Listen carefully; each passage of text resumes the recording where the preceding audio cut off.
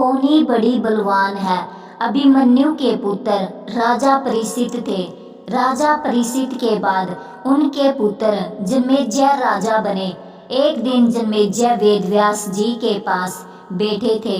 बातों ही बातों में जन्मेजय ने कुछ नाराजगी भरे स्वर में वेदव्यास जी से कहा कि जहाँ आप थे भगवान श्री कृष्ण थे, भीष्म पितामह, गुरु द्रोणाचार्य, कुल गुरु कृपाचार्य, धर्मराज युधिष्ठिर इत्यादि जैसे महान लोग उपस्थित थे, फिर भी आप महाभारत के युद्ध को होने से नहीं रोक पाए और देखते देखते अपार जन धन की हानि हो गई।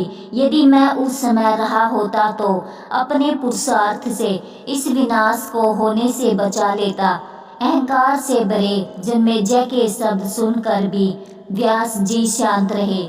उन्होंने कहा, पुत्र, अपने पूर्वजों की समता पर शंका मत करो। यह विधि द्वारा निश्चित था, जो बदला नहीं जा सकता था।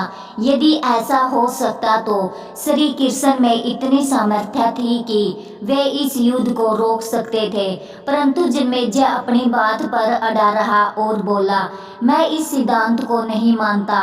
आप तो भविष्यवक्ता है, मेरे जीवन की होने वाली किसी होनी को बताइए, मैं उसे रोक कर प्रमाणित कर दूंगा कि विधि का विधान निश्चित नहीं होता। व्यास जी ने कहा, पुत्र, यदि तुम यही चाहते हो तो सुनो।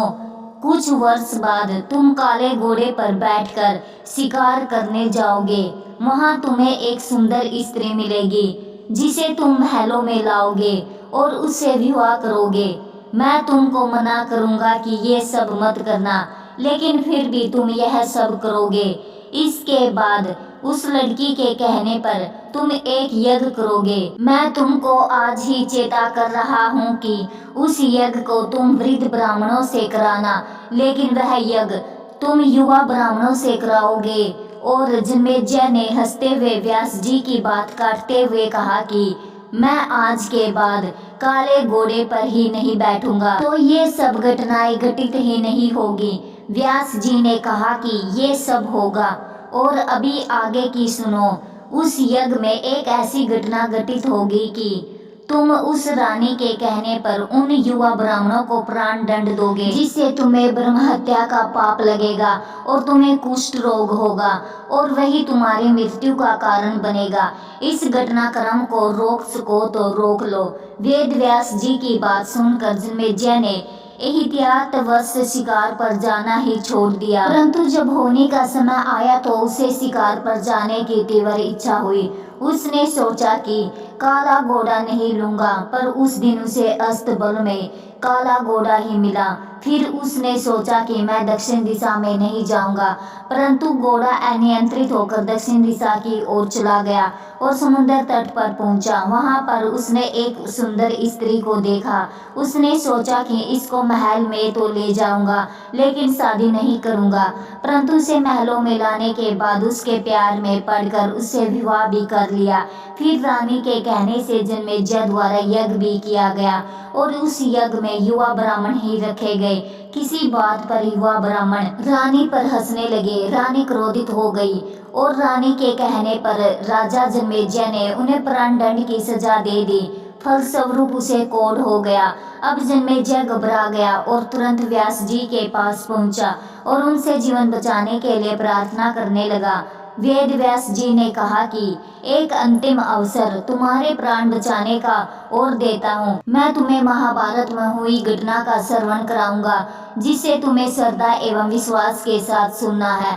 इससे तुम्हारा कोढ़ धीरे धीरे मिटता जाएगा, परंतु यदि किसी भी प्रसंग पर तुमने अविश्वास किया तो मैं महाभारत का प्रसंग रोक दूंगा और फिर मैं भी तुम्हारा जीवन नहीं बचा पाऊंगा। याद रखना, अब तुम्हारे पास यही अंतिम अवसर है। अब तक जन्मेजय को व्यास जी की बातों पर पूरा विश्वास हो चुका था, इसलिए वह पूरी श्रद्धा और विश्वास से कथा श्रवण करने लगा। व्यास जी ने कथा आरंभ की और अब भीम के बल के वे प्रसंग सुनाए, जिसे भीम ने हाथियों को सूंडों से पकड़कर उन्हें अंतरिक्ष में उछाला। तब जन्मेजय अपने आप को रोक नहीं पाया और बोल उठा कि ये कैसे संभव हो सकता है। मैं नहीं मानता। व्यास जी ने प्रसंग रोक दिया और कहा कि पुत्र, मैंने तुम्हें कितना समझाया कि अविश्वास मत करना, परंतु तुम अपने स्वभाव को नियंत्रित नहीं कर पाए, क्योंकि यह होने द्वारा निश्चित था। फिर व्यास जी ने अपनी मंत्र शक्ति से आह्वान किया और वे हाथी पृथ्वी की गुरुत्वाकर्षण शक्ति में आकर नीचे गिरने लगे। तब व्यास जी ने कहा, यह मेरी बात का प्रमाण है। जब तक जन्मेजय ने श्रद्धा विश्वास से कथा श्रवण की, तब तक वह उस कोष्ठ रोग से मुक्त हुआ, परंतु एक बिंदु रह गया और वही उसकी मृत्यु का कारण बना। कथा का सार ये है कि होनी को टाला नहीं जा सकता, लेकिन नेक कर्म व ईश्वर नाम जाप से उसके प्रभाव को कम किया जा सकता है। अर्थात रोग आएंगे परंतु पीड़ा कम होगी। अगर आपको भागवत गीता का यह प्रसंग अच्छा लगा हो तो वीडियो को लाइक करें और चैनल को सब्सक्राइब करें। धन्यवाद।